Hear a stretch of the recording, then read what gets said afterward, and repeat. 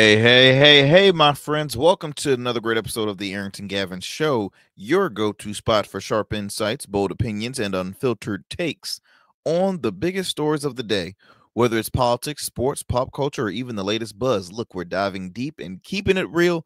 So do me a favor, kick back, stay informed, and get ready to join the conversation. Look, my friends, on today's conversation, we are going to talk a little bit about everything pop culture related stuff, politic related stuff, music related stuff, entertainment related stuff, a little bit of everything on the chopping block. Look, you know that show, Family Matters, the iconic sitcom that I believe was on television for close to 9 years, which starred a family of a chief and Carl Winslow, his wife, Harriet, their children, Eddie, Laura. Ooh, I'm forgetting some other names. I was on a roll there.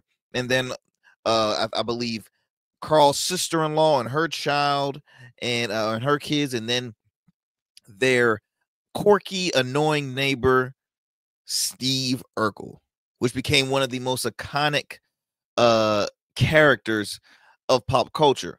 Well, that person who played that iconic role, Jaleel White, recently shared his opinion why he chose not to agree to a Family Matters reboot. And you see, guys, we've seen patterns of old, very famous either movies or TV shows coming back to do a reboot. Some has succeeded, a lot hasn't succeeded. So I'll be sharing a little bit more on that story with you all later on in the program. Also, of course, people are still recovering from this recent presidential election. I've shared my thoughts plenty of times. I'm not yet finished venting as far as my frustration with the Democratic Party and the strategy that was being done. And also just every single day I feel like a new thing pops up of like, here's another reason why they did bad. Here's another reason why they did bad. Because a lot of people are just, especially on mainstream media, they are talking about how could this have happened? Is this really the world we live in? How could he receive all those votes? How could he win by a landslide? How? So there's so many people that are venting and sharing their thoughts and opinions on this election, like comedian and actor Michael Rapaport, who is a very popular guy on social media. He's always going viral, mostly with controversial moments. The previous election, he talked mad junk. He was so anti-Trump, and now this year he was the opposite. He was anti-Kamala Harris and the Democratic Party. So he shares his thoughts on why Kamala lost, and we'll talk about that a little later on in the program. Also, Supreme Court Justice Sotomayor, she tells everybody, look, she has no plans to resign because there's a story and a rumor having that because of her health is not doing so well, she is getting older. Maybe it's time to look for a replacement on the Supreme Court Justice because, with Donald Trump getting ready to move back in the White House, he's already said, look, he's going to bring on some more people and stack that Supreme Court with conservative voices, right? So we'll share a little more on that as well. And we got a few more things we're going to talk about in the program. Hopefully we have time to do so. But look, my friends, thank you as always for taking the time out of your busy schedule to tune in to yet another great episode here on the Arrington Gavin Show. Look, we are an unbiased, independent grassroots program that's given to you up front, straight shot, no chaser, you know what I mean?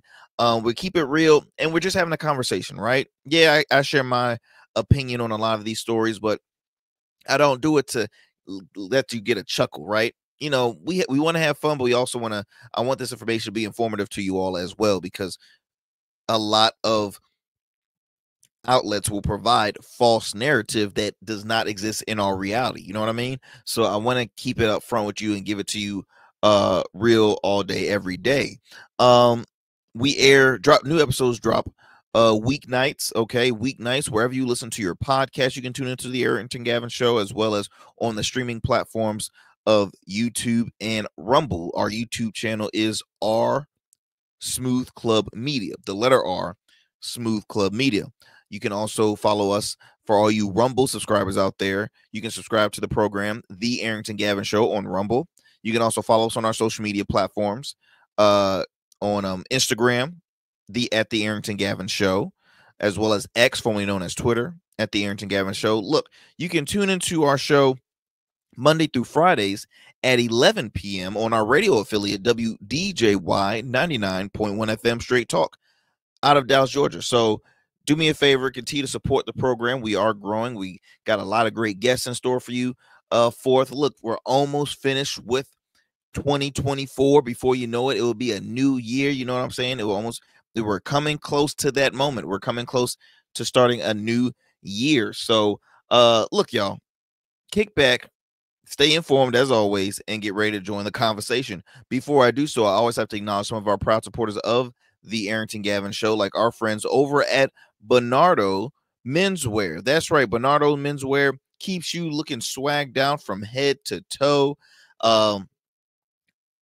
Whether you are looking for something business casual, formal, custom, look, Mr. Bernardo Johnson has everything you need to kind of upgrade your closet, upgrade your style, upgrade that swag game you're trying to look for, right? Look, I'm a business owner. I go to a lot of functions, events, networking events, some that I'm hosting, or just events that I put on myself. And so I always make sure that the wardrobe is looking sharp, because as a business owner, your appearance is a part of your brand. If your appearance is looking trashy, guess what? So is your business. So is your brand. People cannot take you serious if you don't look a certain part. You know what I mean? So look, I highly recommend Bernardo's Menswear, located in downtown Norfolk, in MacArthur Mall, in the heart of downtown Norfolk, first floor of MacArthur Mall. You can also shop online. So if you happen not to be close to the Hampton Roads, Virginia area, no worries, my friends, because I know we have a lot of listeners and viewers from all across the world. I think last time I checked some of our listenership, they're coming all the way from Germany. You hear me? So we're international, y'all. We are really moving up the corporate ladder. But go online. You can shop online at www.bernardomenswear.com for more information. Again, bernardomenswear.com for more information. We want to thank Mr. Bernardo Johnson, as always, for being a proud supporter of the Arrington Gavin Show. So check this out, my friends. Don't go anywhere. We're going to take a quick commercial break. When we come back, we'll have our fun fact of the day, and then we'll get going with some of our talking for some of our conversation topics. So don't go anywhere. You are listening to the Arrington Gavin Show. Become a man of distinction with Rugged Evolution Beard Care. Order our scented beard oils and beard balms to help you maintain and grow the perfect beard. Order today. Try our men's care products like the full body exfoliating cleansing bars, body wash, smooth stash, and more. Log on to our website or download our app to place your orders. Rugged Evolution Beard Care. We're your luxury but affordable men's care line. And remember, rugged is the new smooth.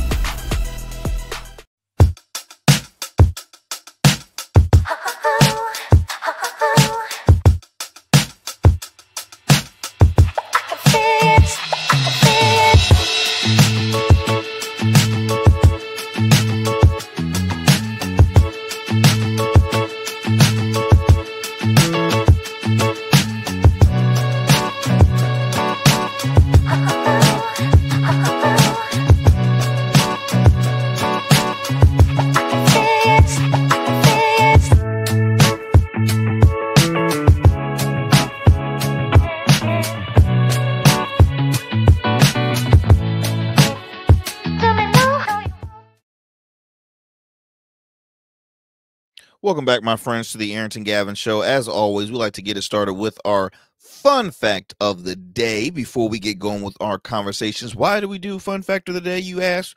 Because it's fun. Duh. No, I always like to pass around just a fun fact, a good conversation starter, just to kind of break the ice. You know what I'm saying?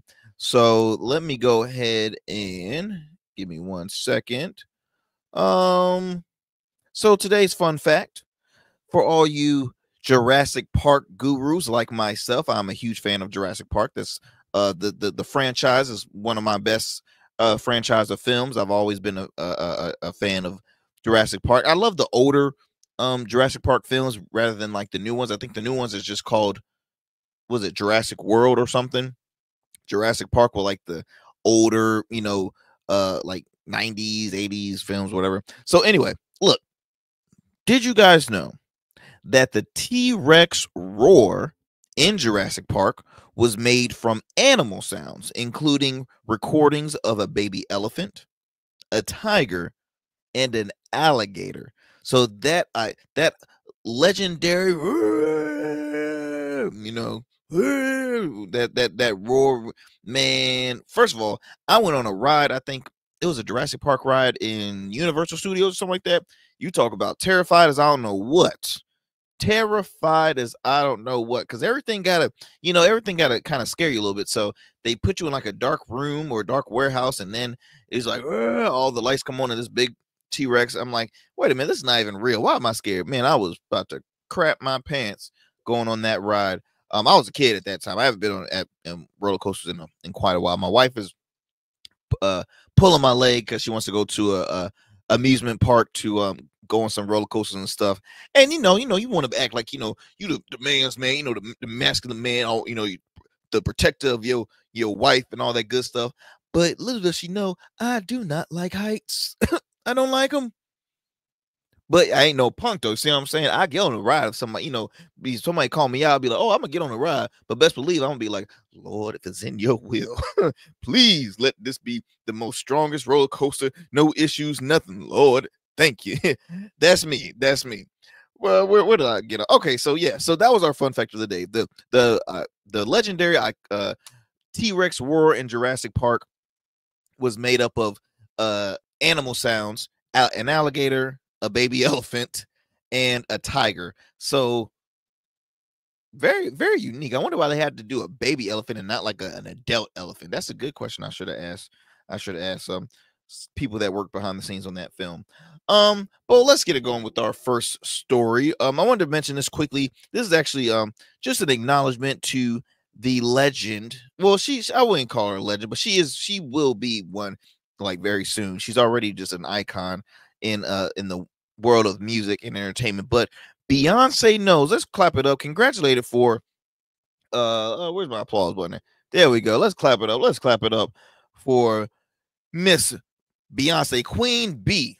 She just became the most nominated artist in Grammy history. So in the upcoming Grammy Awards, she is nominated for, I want to say, 11.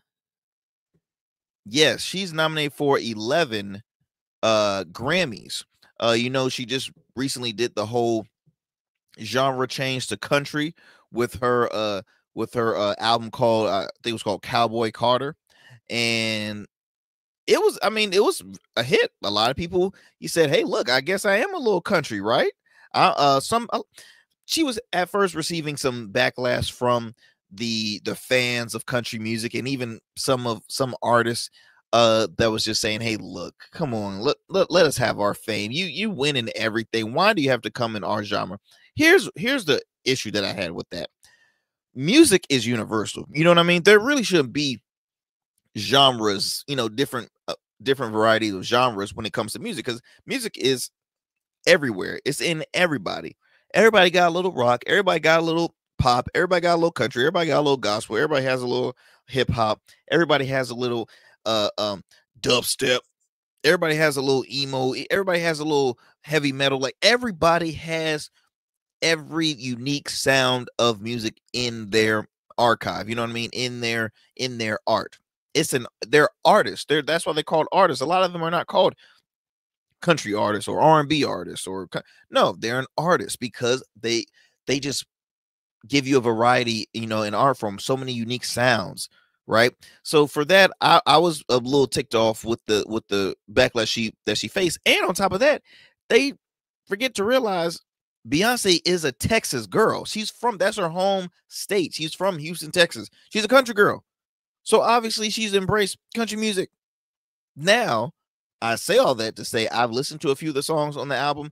I wouldn't say that album is a country album. It might have a few country swing sounds to it, but I didn't get full on. Like, if I listened to that for the first time, I wouldn't say, "Ooh, this is a country album." That's just me personally. I don't think it was a country album. But she featured artists like Post Malone, Shabuzi, a lot of up and coming rising stars in the country music scene. Shabuzi, by the way, is gonna be a huge success in country music because he has a unique sound that no one, a unique appearance, because he's a brother with locks. I don't know if you what kind of hairstyle you can call that, but it's a unique hairstyle. It's almost like the Weeknd's hairstyle when he first came to scene, right? Remember I called the cactus hairstyle because it was like all around the place. It was but it was his style, and I can't be mad at him. That was his style. Only him can rock it, and now Shabuzi's rocking it. And Shabuzi I think he's nominated for his first ever Grammy in his career. So a lot of great things is happening, just in the world of music, but also again for Beyonce knows. So she is, or excuse me, Mrs. Carter, nominated for 11 Grammys. She becomes the most nominated artist in Grammy history, with a total of, let me see, in her career, she has been nominated 99 times, y'all. 99.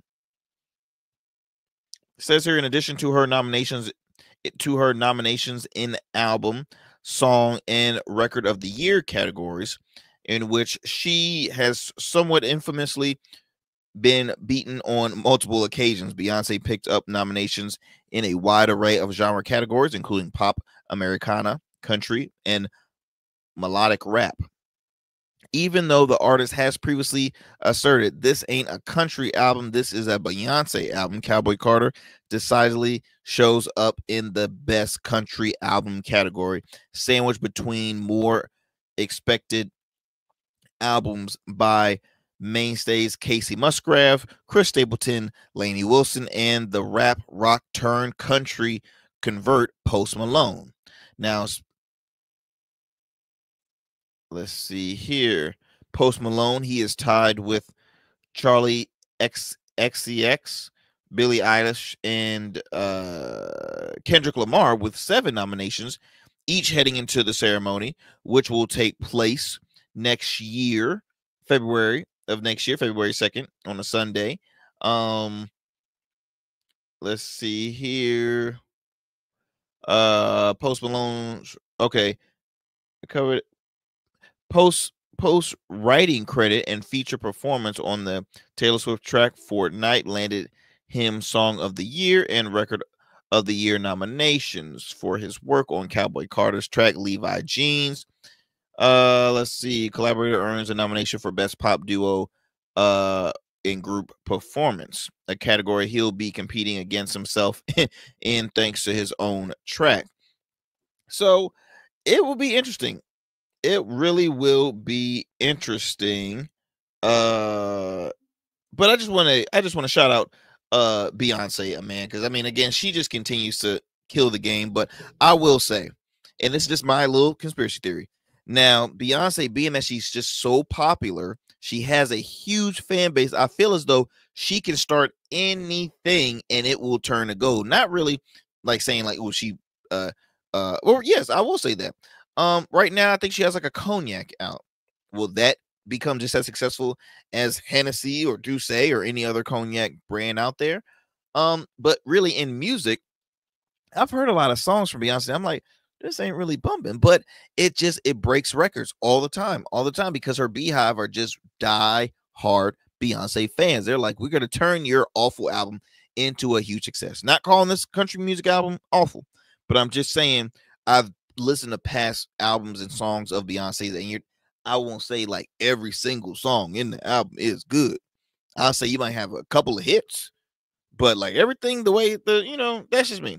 But I ain't trying to respect the Beehive, please. I don't want to be. I do not want to go after the Beehive. I don't want to get canceled from the Beehive.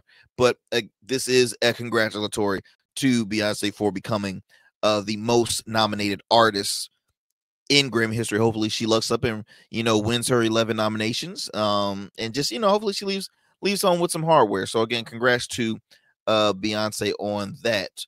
On our next story I want to bring up, I want to talk more on this election. Now, I mentioned earlier that comedian, actor Michael Rapaport, he shared a video recently on his social media on here's the real reason why Kamala Harris lost the election. Let me go ahead and pull that up for you guys, and we'll talk a little bit on the other side. Give me a second. Pull this bad boy up for y'all, and we'll dissect that after hearing this soundbite.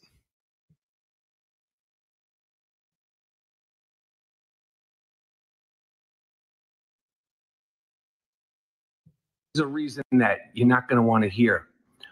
I personally believe that America is ready for a woman. I personally believe that America is ready for a woman of color, just not that woman and that woman of color. It was Hilary. It was Kamala. It wasn't because they were women and women of color. It was them. They just didn't do it.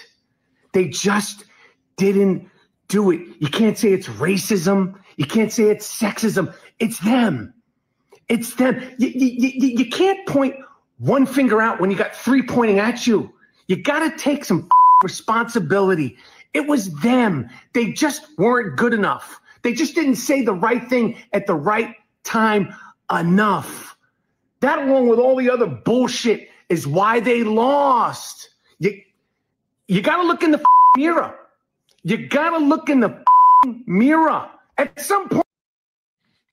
All right. So I don't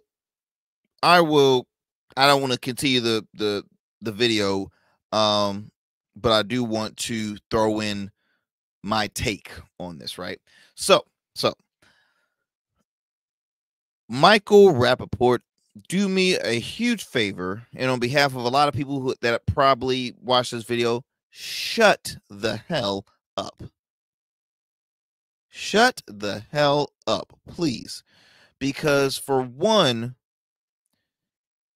we've already knew your side during this election. You obviously wasn't a Kamala fan. I don't know if you voted for her or if you voted the opposite or if you voted third party. I just knew for a fact that prior to this, during this election cycle, you were speaking on not supporting Kamala Harris, right? All right. One thing I will say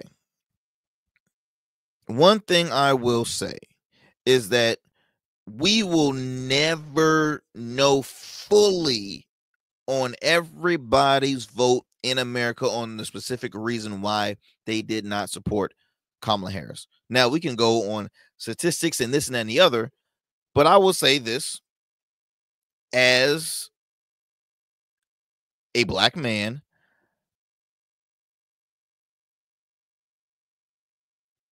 racism very much exists in America. It is still here. It is not going anywhere. It is still here, and it is here to stay.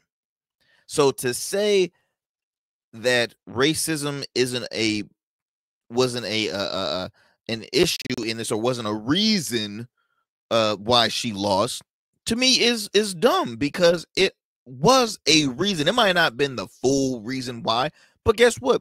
That best believe race was involved.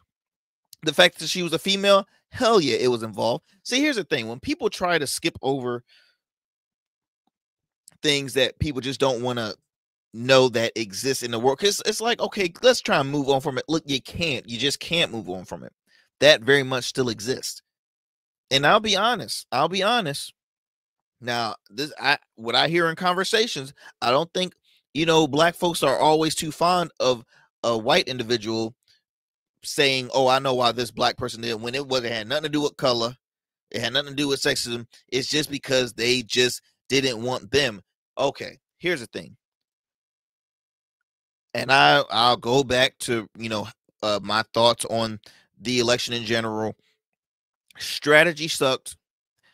Kamala Harris was put in an awful position. Now, if we backtrack when she ran for president before, yes, she was not a fan favorite, and she didn't even make it further in the primaries. So that right there, you can say she was not a fan favorite candidate. Now, was people supporting her? Absolutely. She still had a number of votes, so you can't say that she didn't have a support system. But the fact of the matter is, people wanted to talk about money, economy.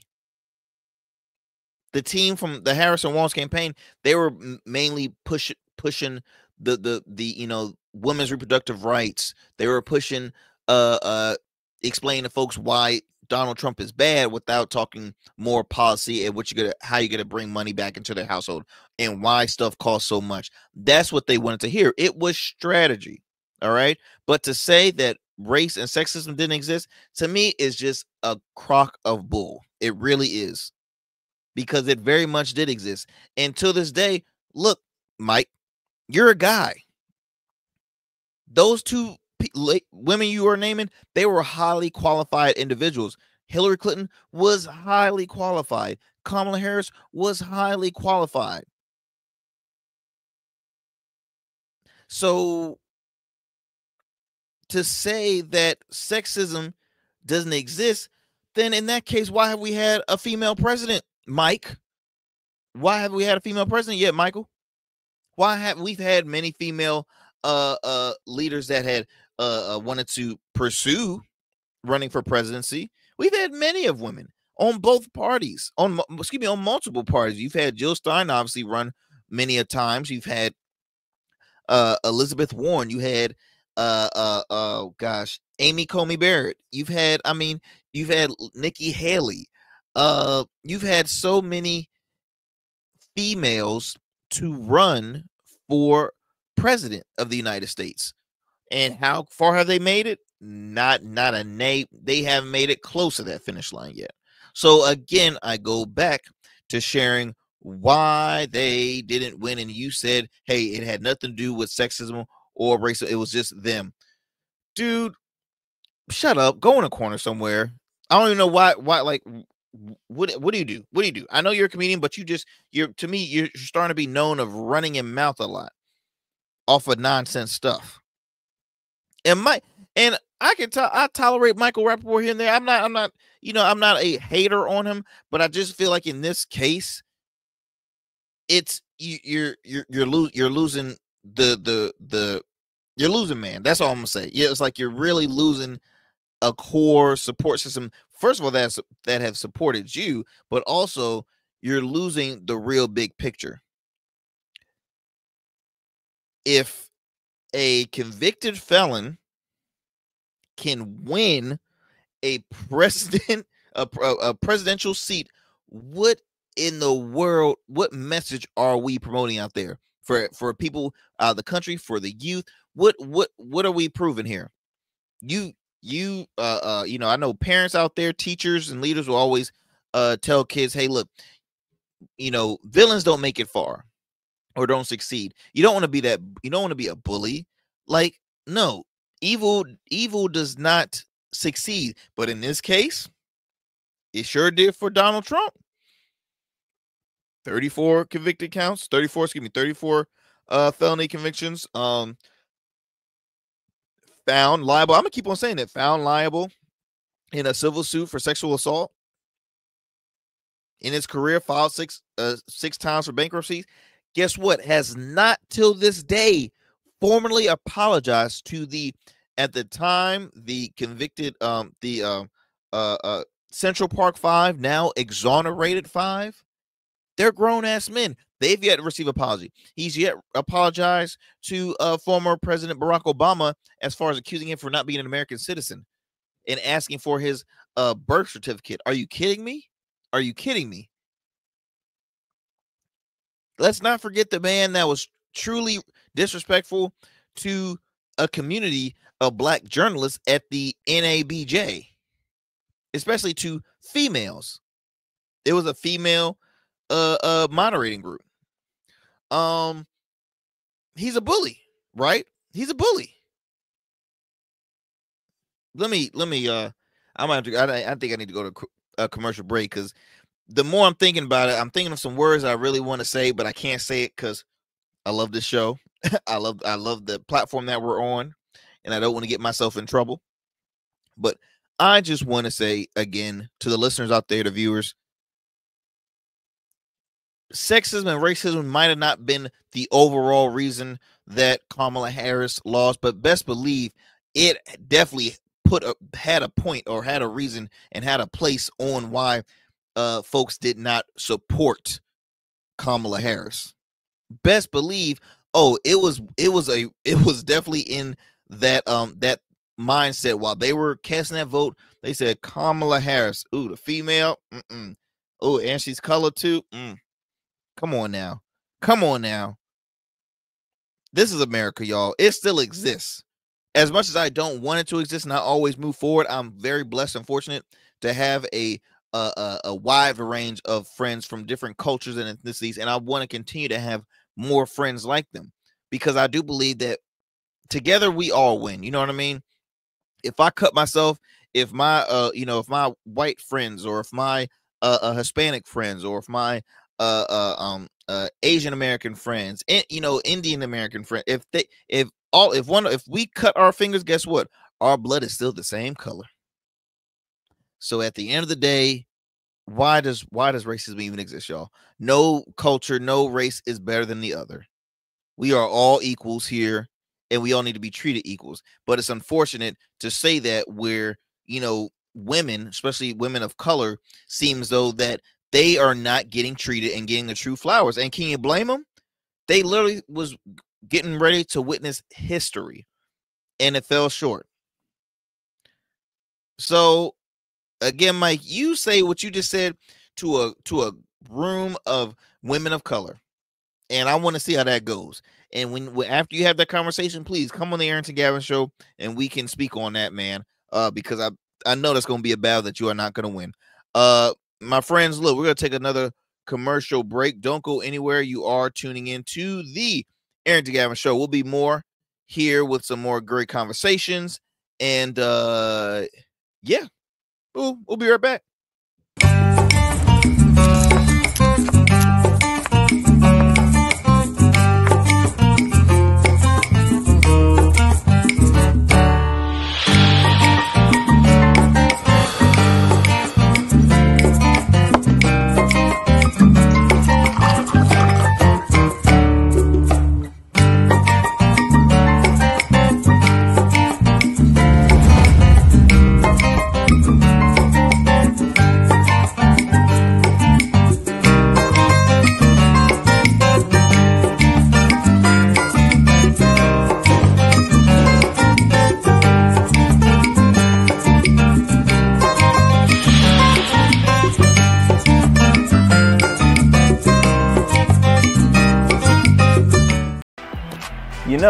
Just like a winning team evolves throughout the season, so does your beard. I'm Arrington Gavin, proud CEO of Rugged Evolution Beard Care. With our premium oils, balms, and grooming tools, it's everything you need to level up your beard game. Whether you're a seasoned pro or a rookie, Rugged Evolution is the new smooth. Order now and dominate the beard game like never before. Rugged Evolution Beard Care, because every beard deserves to be legendary. Welcome back, my friends, to the Arrington Gavin show. I'm your host, your homie, your friend, Arrington Gavin. Check this out. So next convo, the EGOT winner, Whoopi Goldberg, the legend, co-host of The View. She's an Emmy, Golden Globe, Oscar-winning, Grammy-winning, and Tony Award-winning entertainer. Yeah, that Whoopi Goldberg. You don't have to say the last name. You just say Whoopi. Everybody know what you're talking about. So it says here that she is getting ready to launch a female a 24-hour sports network catered to women. It is a women's sports network. She's going to be celebrating female athletes with the launch of an all-women sports network. This reported by the Black Enterprise. Says here that Whoopi Goldberg has announced the next big business venture as she prepares to launch the first global women's sports channel, All Women's Sports Network, AWSN, for the acronym. And I quote, says here, I'll be the home for live women's. It will be the home for live women's sports from around the world. As she spoke with Jimmy Fallon on his show, The Tonight Show with Jimmy Fallon. Hold on. Just hold on. Oh, my tablet froze up on me. Says here that with the mission to increase representation and fill global gaps in broadcasting, Goldberg's network will celebrate and recognize women across every sport, including football, soccer, basketball, tennis, cricket, and curling. If a woman is playing, it will. Hold on, let me find it. Let me fix this up. My tablet is messing up with me.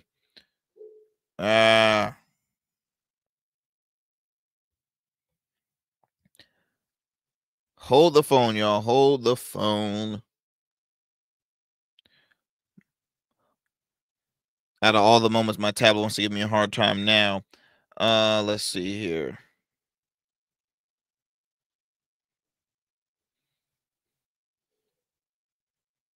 Says here that curling, yada yada yada. Okay, where'd I leave off at? Okay, it says that she announced a project on the Tonight Show starring Jimmy Fallon, and a more formal announcement of plans for the network is expected to be spoken furthermore in the week. She partnered with Common Spirit, a women's health organization.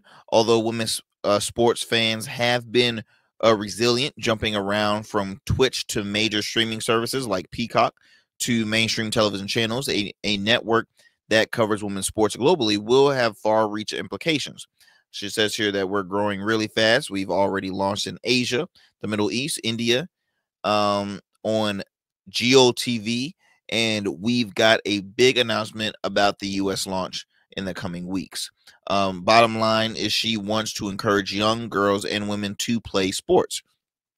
Although plans of women's baseball league in the United States was announced with a planned launch in 2026. The league will feature 6 teams predominantly based in the Northeast. Now, that's a perfect pitch for Capital Region women's sports fans. Now, the Women's Pro Baseball League is co-founded by former Oakland Athletics coach Justine Siegel and lawyer Keith Stein. It says here that the Women's Pro Baseball League is here for all the girls and women who dream of a place to showcase their talents and play the game they love. We have a waiting over 70 years for a professional baseball league we can call our own. Our time is now. So it's been 7 decades since women in the U.S. have had hardball league of their own. Let's see right here. It says here, I'm reading some of the other sports. Yeah, soccer, cricket, baseball, they've mentioned basketball. This is actually, I think this is going to be a great deal because, for one, we're coming off of a year from the WNBA having its most successful season by far, revenue wise, viewership number wise. I think it's great, and I think it'll be dope to have another channel that can be a place where women's basketball can be aired, give them more television time, during off season, maybe something for their overseas games. I mean, I just think that'll be great. I think this is a great opportunity. I think it's a great I think this will succeed because you have a lot of females and a lot of female athletes out there that says, okay, we just don't have a channel, we just don't have an avenue for our own, just to say, hey, look, we want to have our own place. You have many female channels, like I'm gonna say, like BET, Her, Lifetime, right? I don't know. You can say the shopping networks that we have is cater more to females because women's are, in my opinion, the most when it comes to buying. They're the ones that buy a lot, right? So I think this would be I think again having a woman empowerment, excuse me, a woman activist in Whoopi Goldberg will be great as far as promoting it. She's been on The View for years. She has a very strong opinion. She will always back and support women. So I think this is great. I think it's great. So congrats to Whoopi Goldberg on that business venture. Let's see here, my friends. Look, we're gonna move it on to our next story.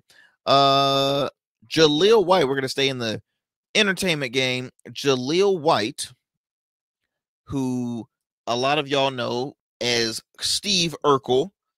Did I do that? Remember from Family Matters? So Jaleel White reveals why he turned down a Family Matters reboot. So let me go ahead and find this video for you all, and we can dissect that to see, hey, does he possibly have a point on why why they shouldn't, or is he being a hater? Like, you know what? Let's talk about it, because Family Matters was a dope show, and I'm like, maybe not a full on like reboot of the show, but maybe a film. I like what Entourage did. Entourage said we're not going to bring back the show, but we are going to do a couple of films, and I thought the films was dope. So look, here is Jaleel White speaking about his reason why he did not sign on to do a Family Matters reboot. Check this out. 2013, 2014, I was approached by one of our former producers that Netflix had interest in doing a reboot of Family Matters on the heels of Fuller House having done so well. And that didn't make any sense to me. I didn't feel that it was right for us to have to copy what Full House had done to fit inside someone's business model to capture the magic that made our show make sense. What I imagine for any reboot effort would be inspired by what really happened, how Family Matters came to pass. Going on to a show that was never intended for me to be the star of. So I will let me speak a little bit of that, because I saw that some background music up there, and I'm like, hold up. I usually like to have the clip that gives you like really just him speaking on it. So to kind of shorten it up, and I'll read it more in context, but it says here that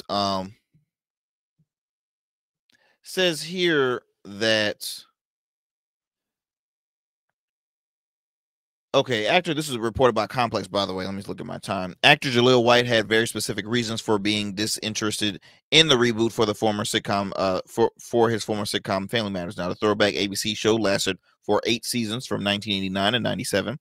According to White, Netflix wanted to reboot Family Matters around the development of Full House spinoff Fuller House. In a promotional video for his new memoir, Growing Up Urkel, White, who's 47 years old, explained why he declined the opportunity for a new Family Matters show. Now, somewhere around 2013, I'm reading this quote,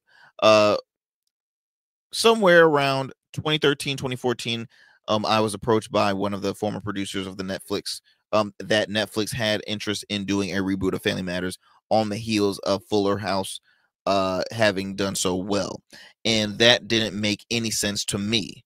I didn't feel that it was right for us to have to copy what Full House had done to fit in someone's business model to capture the magic that made our show make sense.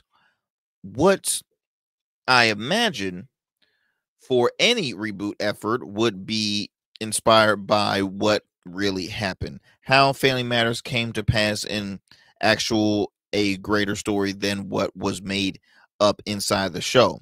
White explained that the show was never intended for him to be the star, which he achieved for 9 years. Willis, growing up on a studio lot in public school at the same time. That, to me, was the greater story that needed to be told for today.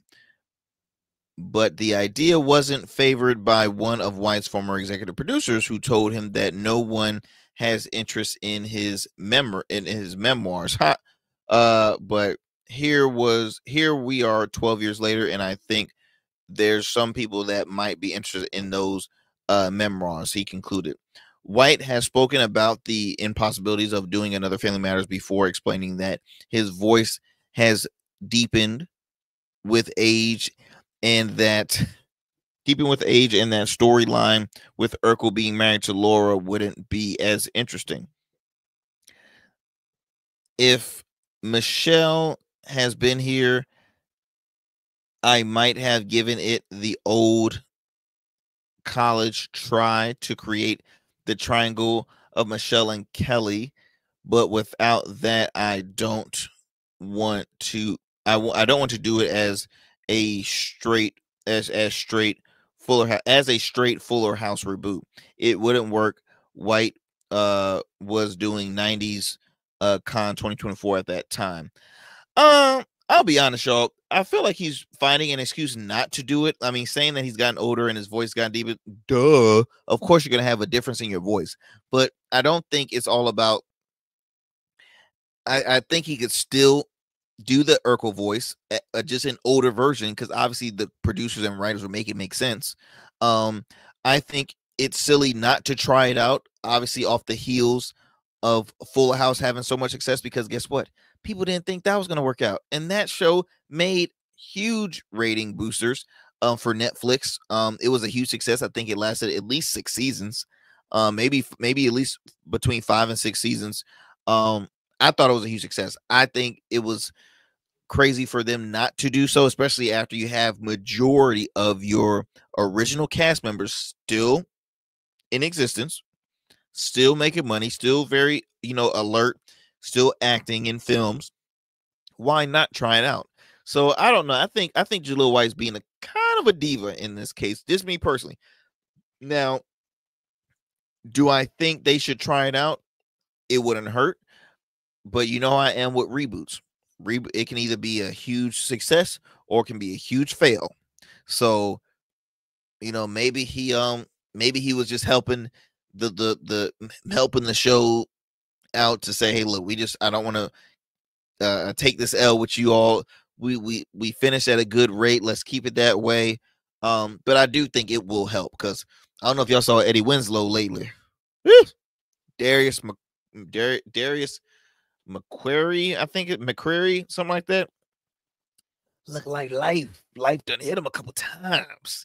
Maybe this reboot could help him a little bit, because he been again, he been needing some assistance. That's all I'm gonna say. He looked like he been needing some assistance. So yeah, that's my take on that. That is my take on that. It'll be cool to check out a possible reboot. I don't know. We will never know. We will never know. Let's see. I'm looking good with time. I'm gonna not have time to probably talk on a couple of stories, but let's check this out. Okay, we're gonna do another quick commercial break. When we come back, we'll have more here on the Arrington Gavin Show. Don't go anywhere, my friends. You are listening to the Arrington Gavin Show.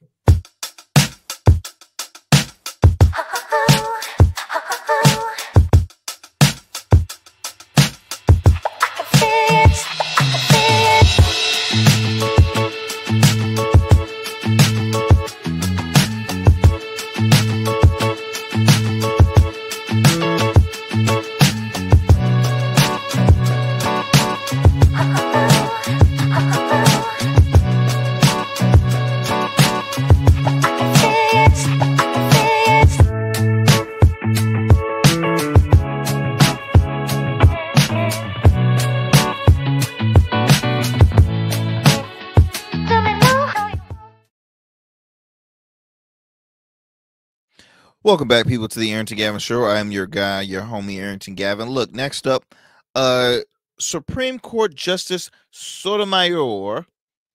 She has no plans, y'all. She announced that she has no plans to resign, even though you're hearing a lot of folks saying maybe she should. She's been having some complications with diabetes.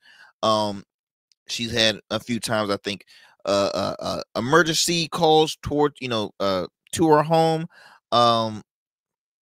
Again, I look at it like this, and I'm not aware of how old she is. I believe she's maybe in her 70s, 60s, late or 70s. Hold on, actually, let me check it out right here, so I won't be caught lying to you all, because then you wouldn't be my friends anymore.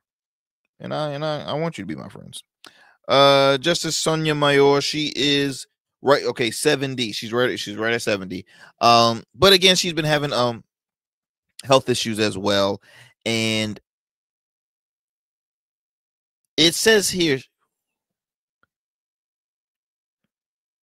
she is okay. This is reported by ABC News. It says here that she is in good health and vigorous participant in the court's work. She is well below the retirement age, which is 75. Wow, isn't crazy how the retirement age now is 75? Didn't it used to be like in the like 60 something, like maybe 65 or something like that? But she said her diabetes is well managed. But really a lot of Democrats are a little worried, as they should, because you got to look at Ruth Bader Ginsburg. She was in office. She was on the Supreme Court until her passing. Okay, until her passing. Now on the Supreme Court, you have a variety, but you have mostly a conservative Supreme Court. You have maybe like a few liberals up there. So Sonia Mayor being one of them.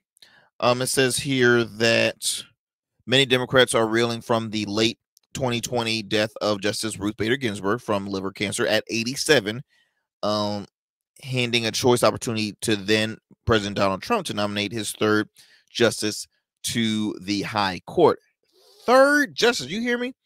Ginsburg had been in poor health for years and passed up the chance to retire early and have Obama nominate her replacement. So here's what the conversations is right now, guys. They're saying, okay, he'll be back very soon in the White House, right? He is returning back to the White House. Biden, he needs to hurry up, and this is what is going on in conversations. He needs to hurry up and choose a replacement or add somebody on to what he can't add. So yes, he's possibly doing replacing Justice Sotomayor, and they're saying, this is rumors, they're saying possibly Kamala Harris will be a highly qualified replacement. You already have Ketanji Brown Jackson. You already have who was chosen by Joe Biden, and so you can't say that Kamala Harris is not qualified. You can't say that she's not qualified. State prosecutor, district attorney, U.S. senator, vice president. She knows the law. That's what she knows the freaking law. And so they're saying it will be very important to have her on that Supreme Court. So here's the current members right now. You got John G. Roberts. You have Clarence Thomas, who's been on Supreme Court since, how long is he? He's going to dang, can they freaking give me the age? I'm trying to see. He served okay, since 91. He's been Supreme Court since 91. You have Samuel Alito. He took seat in 06. You have John Roberts Jr. took seat at 05. Sonia Mayor 09. Elaine Kagan in 2010.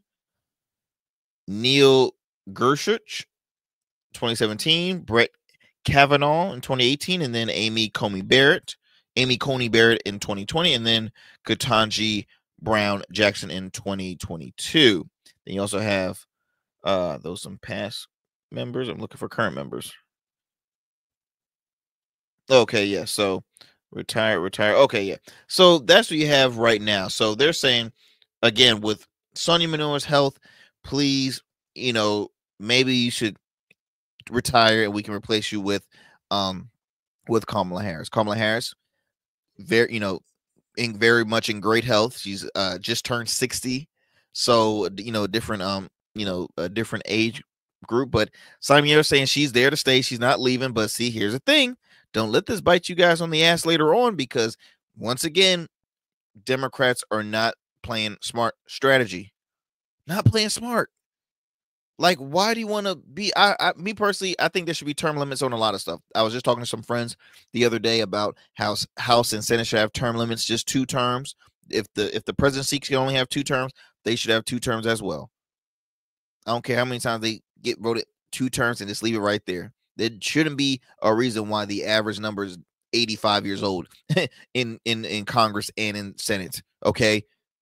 It's just it shouldn't be. And then Supreme Court justices, they can be up there forever. They can literally be up there until they leave Earth. I mean, come on now. We gotta do better. We have to do better. I'll give you my 2 cents. I think they should still keep pressing Sotomayor, Democrats wise. They should continue to press Justice Sotomayor on a early retirement. I truly think so. That's all I'm gonna say. I truly think they should do that. Especially if she's having some issues with her diabetes. I don't think you should be a person that is ill and with a job like Supreme Court justice. I don't think that should be allowed. So I know it sucks. I know she says, hey, look, I want to continue to do this. I want to go on my own terms. But again, Donald Trump will be knocking on that door before you know it. And he is hoping to stack that Supreme Court. So that's what I think, guys. For people who disagree with me, please share your thoughts with me on social media. Leave a comment on this video. If you're watching it, leave a comment or DM me on Instagram at the Arrington Gavin Show. Give me your thoughts and opinions on this one. I have nothing but respect for Justice Sotomayor. It was a historic appointee when she was it was an historic moment when she was appointed to the Supreme Court under the Obama administration. And I remember they had a huge party, and it was just a huge moment in the Hispanic community having this historic person added to the Supreme Court. But I do think that it is time. And I think now, again, after coming from this huge loss that the Democrats had already received, I don't think they should try to stretch this out. I think this is a lesson learned. And that's all I'm saying. People just need to stop being stubborn. And she has plenty of money. I know she is set for life. It's just she just wants to. I guess it's the mindset of I don't want to be forced out. I want to finish on my own terms. I get it, but also I'm an advocate on doing what's right for your team too. If you are a true team player, you would do what's best for your team and not just you as an individual. Come on now. Because see, worrying about yourself is what got the Democrats this huge historic loss in this presidential election. Because Biden, he did listen to the team. He did not listen to the team, and he said, nope, I'm going to run for re-election. And you know what? Donors took that money, and they said, well, sir, let's see what you're going to do. Then his health started kicking in. And then he said it so. Then he set his VP up for failure. And that is just, it's unfortunate, but it's the truth. Y'all, look, we are coming towards the end. It's tough when you're having fun. I left out a couple of stories that I will mention on the next show, but do me a favor, continue to tune into the Arrington Gavin Show. It airs Monday through Fridays at 11 p.m. on WDJY 99.1 FM Straight Talk. You can also tune into the program via podcast, wherever you get your podcast, Spotify, Apple, iHeart, all major podcast platforms, Odyssey, also on the streaming platforms of YouTube at the R Smooth Club Media on YouTube, or you can just type in the Arrington Gavin Show. You can also tune in on Rumble as well. Look, I'm on Substack now. Take care. God bless. See you next.